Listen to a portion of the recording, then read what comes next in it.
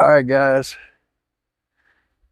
let's put in the BassHead Garage Watt Meter. Get this hooked up. But first of all, I've got some 9-wire.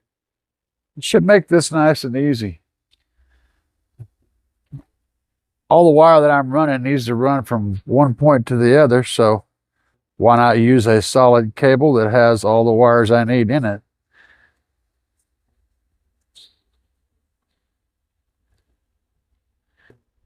Of course, 9-wire gets its name because it has 9 wires inside. And in our case, we only need 7. We need the positive and negative for the current reader, which is this piece right here. We need a positive and negative from the voltage, which runs to the output for the speaker. Okay, both of those two can be located in the same basic place.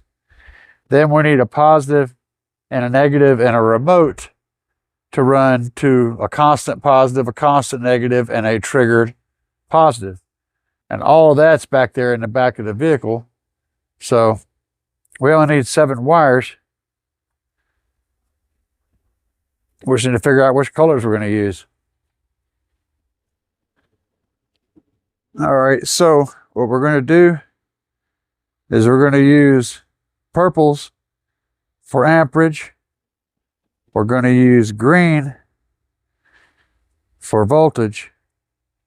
And then we're going to use the blue and the grays for power, ground, and remote.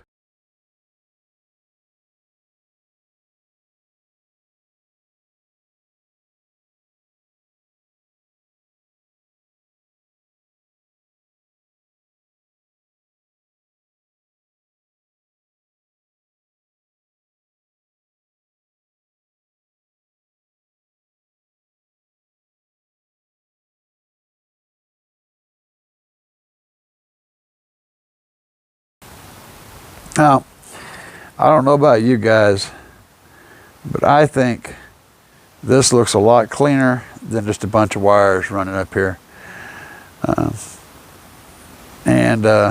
You know, we got purple for amperage, green for voltage, blue for remote, black for ground, and gray for positive, or black and gray for ground, and gray for positive. All right, guys, so here's the setup. We have our little amplifier right here. Its subwoofer outputs are down here on the bottom. Got the 2 green wires going to those. Got the speaker wires going to the subwoofer over here. One of the positive one is going through the amp coil. And then I have the remote wire and the positive wire attached there. Ground wire there. They're running up that cord, which runs into the battery in the closet over there. So we have this guy on 12 volts. And we have a Bluetooth device. This is a Bluetooth speaker. I have a Bluetooth device connected. So we're going to test the subwoofer output on this amplifier. And I guess we'll use the standard 40 hertz.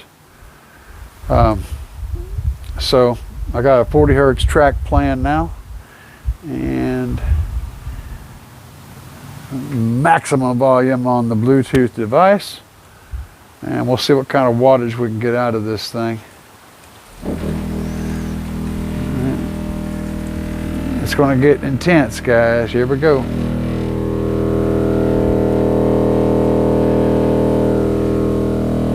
I saw 31. Let's do this peak hold thing. Let's see here.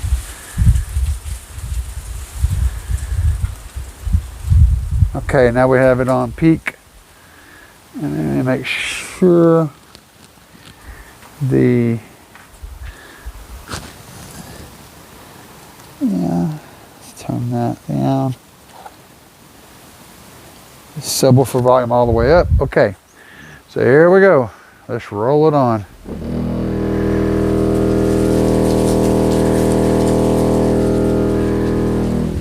All right. Well, with its on a subwoofer, we saw 8 ohms impedance on that 4 ohm sub. That was after rise. On a subwoofer, the big sub in a barrel, we got 32 watts.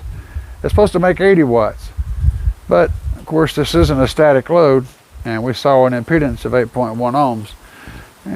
If you reduce that to 4 ohms, you would be in the 60 watt range. But that's not the thing. I think the thing is, the limiting factor is the amplifier's power supply. Is this guy is only capable of 5 amps at 20 volts, you know, and that is just power going into the amplifier. We're talking about power coming out, it's going to be even less than that. And of course, I don't have the 2 front channels loaded either, the two mids and highs channels. I just have the subwoofer channel loaded. Still, 32 watts is not terribly bad for this little cheap amplifier. So that's a good sign. Everything worked, and we got ourselves a test of the real power that this actually puts out.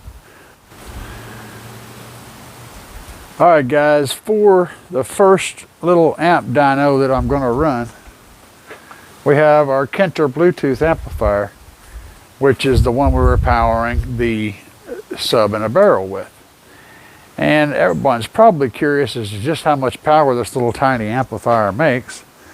After all, it is a $39 setup, or $35 or something like that.